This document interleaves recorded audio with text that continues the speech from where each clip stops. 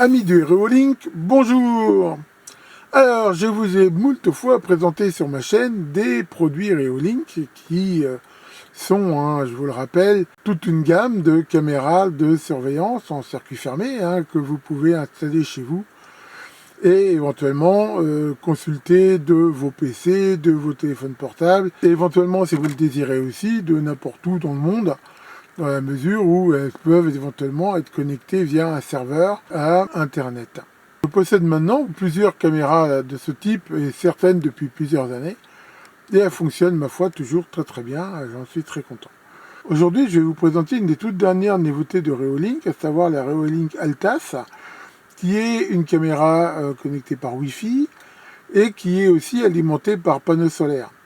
Ça permet de la mettre dans un endroit où il est éventuellement pas du tout facile de passer un câble. C'est un des soucis, des fois avec des caméras, c'est vrai que des fois, le fait de les avoir alimentées en permanence via un câble et même connectées via un câble Ethernet, ça permet généralement une meilleure fiabilité dans le temps, mais ça a bien sûr l'inconvénient d'être obligé de percer, de passer des fils, tirer des fils, et dans certains cas, ce n'est pas du tout pratique. Là, ça va permettre d'avoir une caméra qui va être totalement autonome. Il suffit de pouvoir positionner le panneau solaire en direction du soleil, de façon à ce qu'il soit illuminé quand même, on va dire, la journée.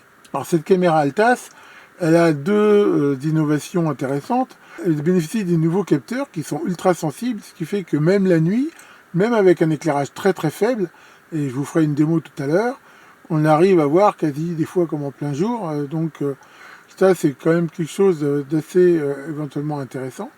Elle a aussi la qualité d'avoir ce qu'on appelle du préenregistrement.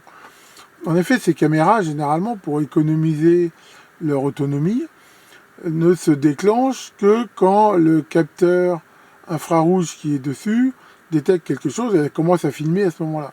Alors des fois, c'est un peu tard. On aimerait bien voir ce qui s'est passé avant. Là, ils ont trouvé une solution technologique qui permet de prévisualiser jusqu'à plusieurs secondes avant le déclenchement de l'alarme, ce qui est bien sûr éventuellement très intéressant. Alors, on va découvrir ensemble, donc c'est toujours très bien emballé dans cette boîte ici. Voilà, avec cette petite pochette là qui, comme on va le voir, contient des accessoires.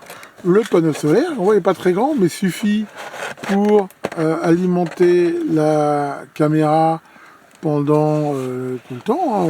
J'en ai déjà une qui s'alimente avec ce genre de panneau solaire et généralement j'ai jamais eu besoin de la recharger, donc ça marche aussi très bien. Donc avec ce câble là qui est quand même assez long, qui permet éventuellement de mettre le panneau solaire assez loin de la caméra en elle-même, qui elle peut être à l'ombre.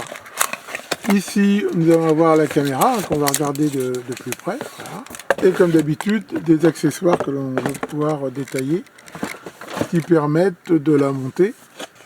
Là, on va pas sûr retrouver, par exemple, voilà, le support du panneau solaire et de la caméra, une sangle. Alors la sangle, ça peut permettre de l'attacher sans faire de trou à un poteau, à un arbre, à ce qu'on veut.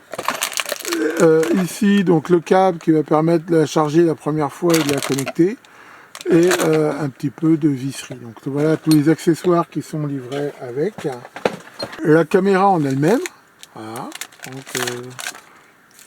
ma foi, elle est relativement lourde. Après, on voit qu'il y a une protection.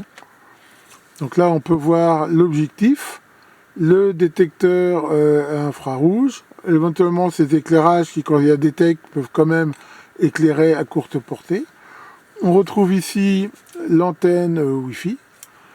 La fixation, et comme on peut le voir, là, le logement pour mettre une carte micro SD, si on le désire, qui permet d'enregistrer de façon locale, le bouton de mise en route, et là, le connecteur USB de type C, qui permet éventuellement quand même de la recharger si le panneau solaire ne suffit pas, ce qui est rare, mais éventuellement aussi, cette caméra, on peut très bien aussi l'avoir sans panneau solaire, mais dans ce cas-là, il faudra la recharger périodiquement. Bon, comme d'habitude, ça donne vraiment une très bonne impression de qualité. On voit que c'est du costaud. Et on peut noter ici le QR code qui permet la première mise en route facile. Alors, nous avons là Un petit manuel qui explique un petit peu justement comment la mettre en route et l'initialiser. Ici, on a des autocollants qu'on peut mettre si on désire. Voilà, et voilà, ici, la notice aussi pour l'installation. Là, c'est en plusieurs langues, dont le français, du panneau solaire. Donc, voilà, je vais déjà regarder ça, et puis on va pouvoir faire une première mise en route. Veuillez installer l'application Reolink et scanner le code QR sur la caméra. Benvenuto a Reolink. Si prega di installare l'app Reolink e scansionare il codice QR sulla telecamera. Bienvenido Bon, a voilà, Reolink. donc là, bon, Por favor, elle parle installe la beaucoup. aplicación Reolink. En gros, quand on la branche la première fois, parce qu'ils disent qu'il faut mieux la première fois quand même la charger. Donc là, vous pouvez utiliser n'importe quel chargeur USB, hein, le chargeur n'est pas fourni. Bon, je vais voir si je peux l'arrêter. Veuillez installer l'application Reolink et scanner le code QR sur la caméra. Benvenuto a Reolink. Si prega... Voilà. Donc là, il suffit de garder le bouton de marche arrêt enfoncé pendant 3 secondes pour l'arrêter. Mais ça n'empêche pas qu'elle continue à charger. Hein. D'ailleurs, on peut voir, là, j'ai branché sur une alimentation. Elle charge avec un courant assez important, hein, de 1,8 ampères à peu près. Donc voilà, en gros, pour l'installer de façon très simple, hein, la solution c'est quoi? C'est de télécharger l'application soit iOS, soit Android. Hein, vous avez ici le QR code pour la télécharger. Une fois que ça c'est fait, vous allez la démarrer. Et dans l'application, vous avez quelque chose qui s'appelle donc ajouter une caméra. Et à ce moment, on peut scanner un QR code. Vous allez scanner le QR code de la caméra et derrière, c'est bien guidé, vous suivez les instructions. Et après, voilà, vous pourrez connecter votre caméra sur votre réseau LAN Wi-Fi, ce qui permet après de s'y connecter avec l'application PC, avec votre téléphone. Et si vous avez choisi donc de la connecter à l'extérieur, à ce moment-là, de n'importe où dans le monde, vous pourrez la consulter. Voilà, l'installation très simple.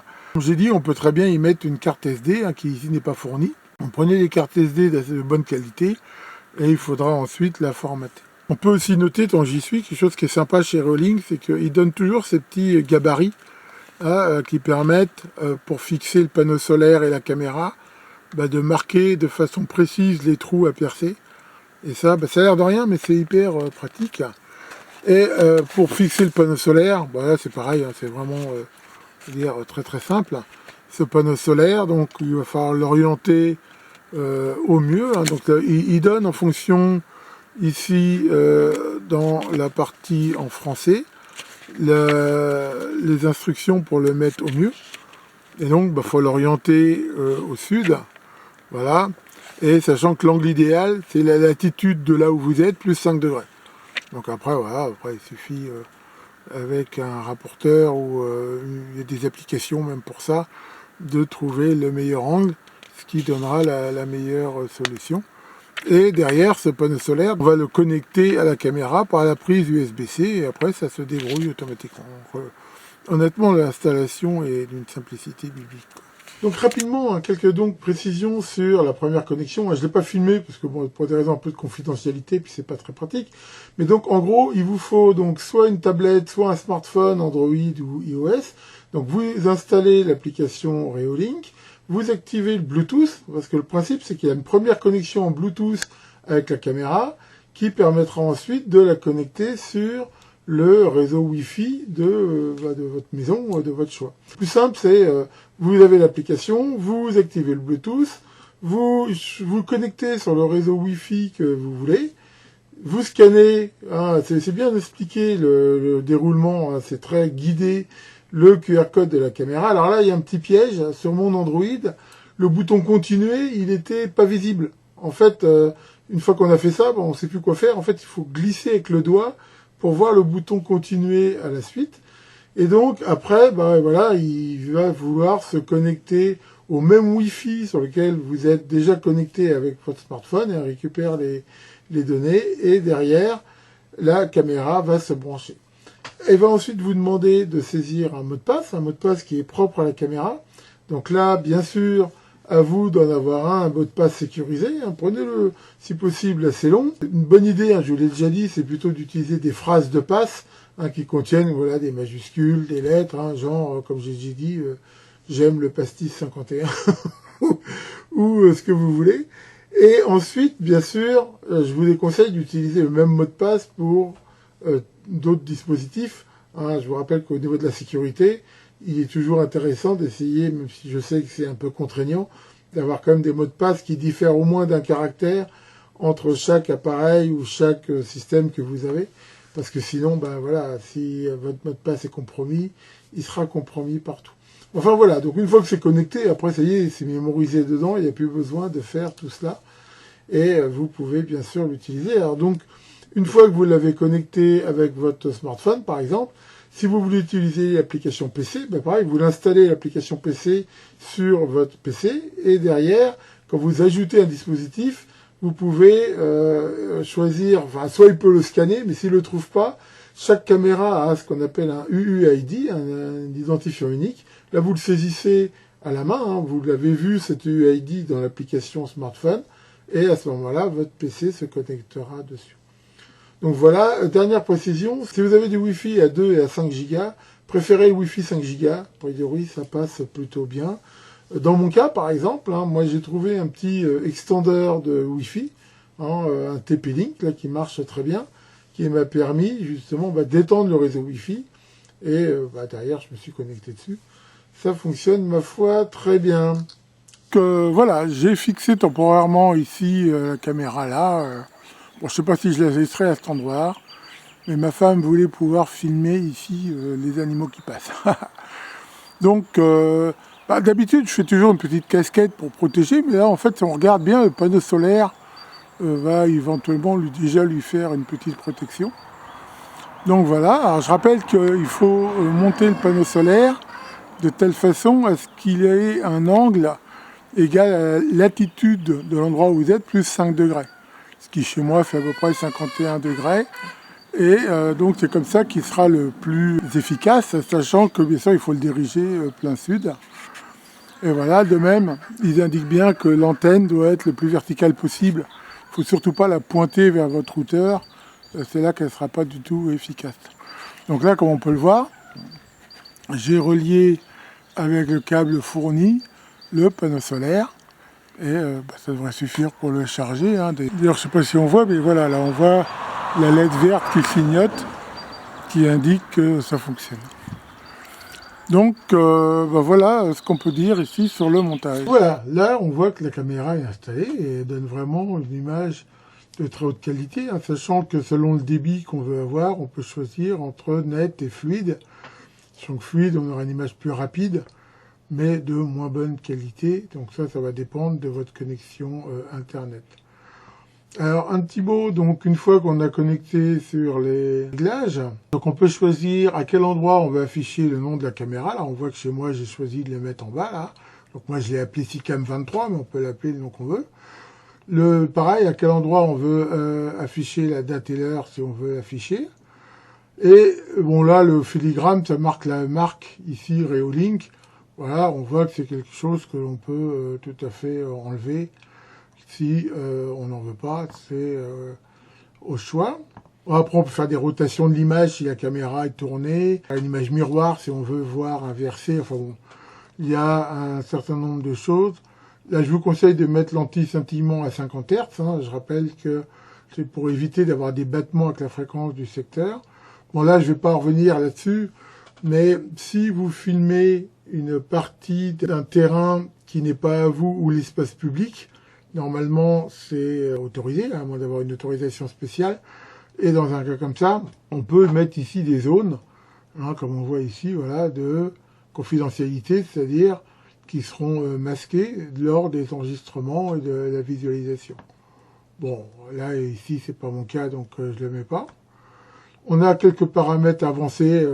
Bon, je vous conseille de laisser les paramètres en automatique, mais on peut éventuellement les ajuster si on veut. Donc là, il y a les flux, c'est pareil. Honnêtement, tous ces réglages par défaut, ils sont bien. À moins que vous ayez des besoins spécifiques, je vous déconseille d'y toucher. Là, on va voir un petit peu tout ce qui va être détection de mouvement. Et là, justement, on a indication de mouvement. Vous voyez, on le voit ici, là, c'est-à-dire que il encadre automatiquement ce qu'il détecte comme mouvement. Là, on voit qu'il le fait. Donc ça, c'est une option. Alors, on ne le voit pas sur les enregistrements, c'est que qu'on regarde directement. On peut choisir justement la sensibilité de détection, à partir de quelle taille d'objet pour les personnes, les véhicules, il va détecter, et ainsi de suite. Enfin, comme on peut voir, c'est très très riche. De même qu'on peut mettre, ça c'est important, des zones de non-détection. Par exemple, si vous filmez une partie d'un passage où il y a un couloir et que là ça ne vous intéresse pas, bah là vous pouvez dire que les détections ne se font pas sur cette partie-là. Là, donc je rappelle, c'est une caméra sur batterie. Donc ici, là vous pouvez regarder l'historique d'utilisation de la batterie. Et là, il vous donne donc le pourcentage de charge. Bon, bah là, elle est complètement chargée. Sachant que cette caméra, on ne peut pas brancher dessus en permanence. Hein. La batterie, même si elle est assez puissante, elle n'est pas vraiment dimensionnée pour ça. Elle peut enregistrer en permanence. Mais ici, l'idée, c'est que voilà, on la regarde quand on veut. Dire l'application est bien faite quand on ne la regarde pas. Elle se met, je veux dire, dans une sorte de mode veille pour éviter justement de trop la décharger. Là, on peut choisir comment s'allume est-ce qu'il y a une LED dessus qui montre qu'elle est en train de filmer ou pas. Bon, là, par exemple, on peut ne pas le mettre. Voilà. Bon, à la limite, ça, c'est comme on veut. Ça permet éventuellement de vérifier que la caméra filme ou pas. Maintenant, l'idée, c'est aussi de dire que si on la met pas, bah, ça consommera moins, hein, même si c'est pas énorme. Là, il y a justement le projecteur. Donc là, on peut dire qu'il est éteint ou en mode automatique et son niveau de force. Donc là, j'ai mis un petit quasiment au minimum, ce qui fait qu'il s'éclaire très peu, mais suffisamment la nuit pour que quand il détecte quelque chose, on puisse le voir, même si, comme on l'a vu, il faut vraiment qu'il fasse très nuit pour qu'on voit rien, parce qu'elle est très très sensible. Est-ce qu'on veut enregistrer le son ou pas? Ça, c'est le volume quand on parle dans la caméra, à mesure où on peut parler avec quelqu'un à distance. Bon, là, on va voir différentes informations sur la caméra, son niveau de firmware et tout. Ici, bah, on peut facilement choisir justement au niveau de l'enregistrement. Quand est-ce que ça enregistre? Est-ce que ça va écraser les enregistrements les plus vieux? Et justement aussi le post-enregistrement. C'est-à-dire une fois qu'il y a eu une détection, pendant combien de temps il va enregistrer ce qui se passe après. Par exemple, on peut mettre, tiens, je vais changer, mettre 15 secondes. Et ici, on a les horaires. Donc, à quel moment l'alarme est déclenchée, en fonction du type de détection. Bon, là, c'est partout, partout. Et minuterie, là, c'est carrément dire, même s'il n'y a rien de déclenché, je veux enregistrer en permanence sur certains moments. Sachant que si on fait ça, ça peut aussi bouffer la batterie. Et donc, il y a toute une notion ici, au niveau de la gestion de la batterie, comme on peut le voir, qui fait que selon un certain seuil de batterie, au pire, il arrêtera d'enregistrer en permanence de façon à l'économiser. Donc, c'est quand même bien pensé. On peut choisir de recevoir un email quand il y a un problème, un email avec en pièce jointe la vidéo ou la photo de ce qui a été fait. On peut enregistrer sur un serveur FTP quand il y a de la détection.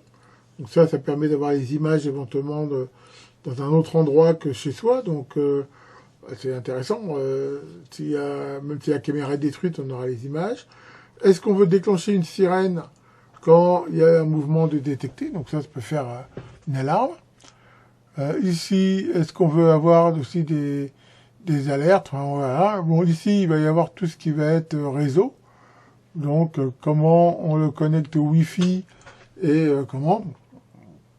Là, par exemple, il est connecté sur mon étendeur Wi-Fi en 5 Go. Ici, donc, le stockage. Donc là, on va voir la carte SD. Moi, j'ai mis une 128 Go. On peut éventuellement la formater.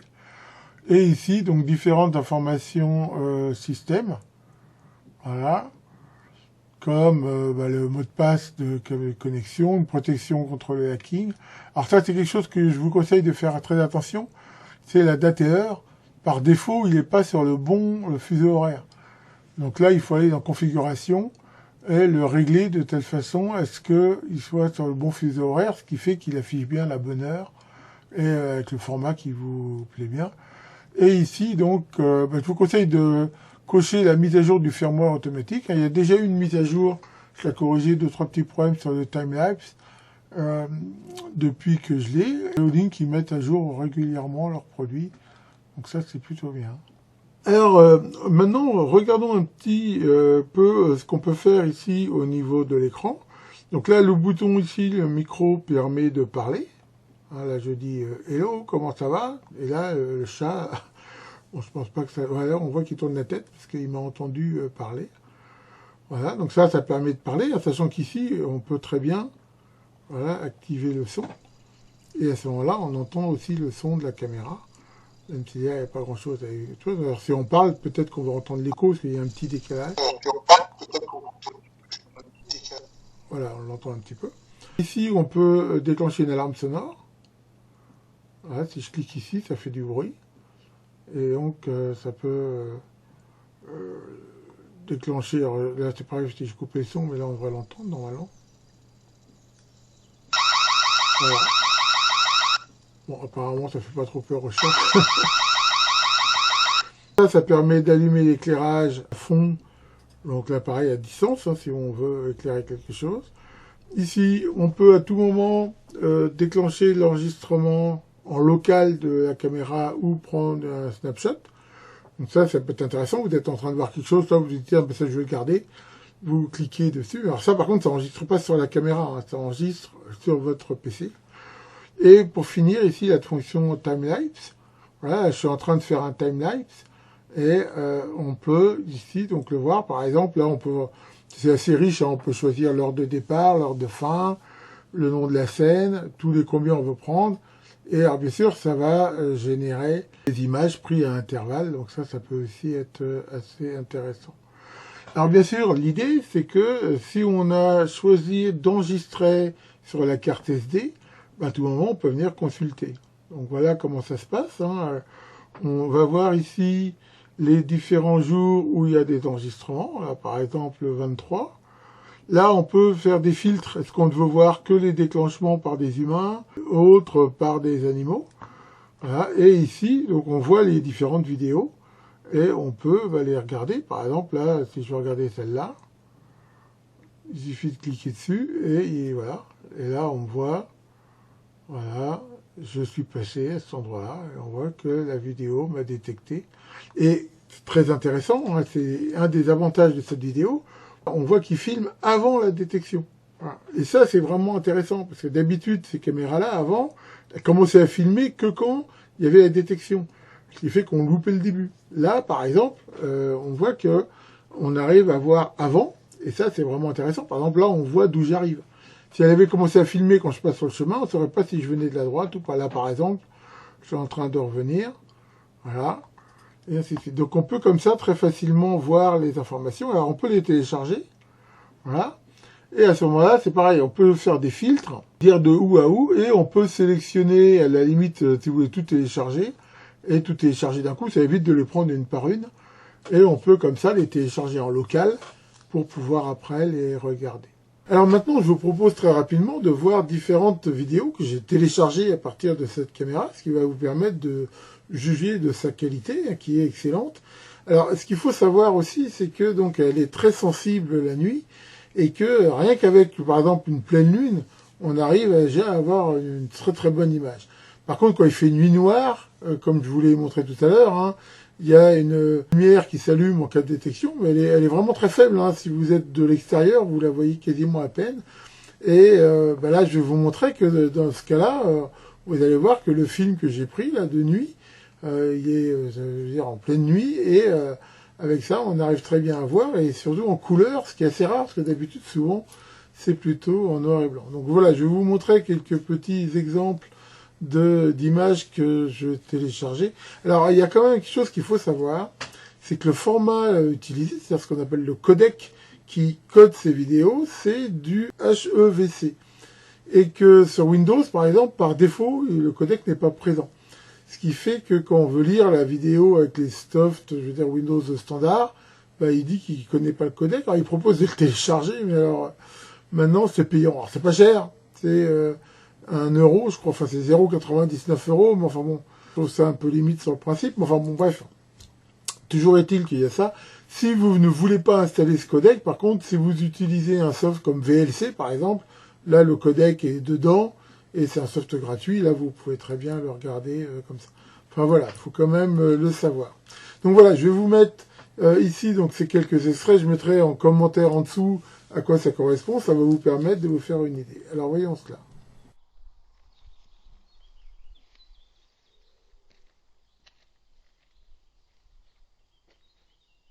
Et voilà, je vous présente mon Renette, petite chatounette. Alors, je dis bonjour, je t'en fous. Bon, voilà, donc ça c'est histoire de faire une démo, de vous montrer la détection.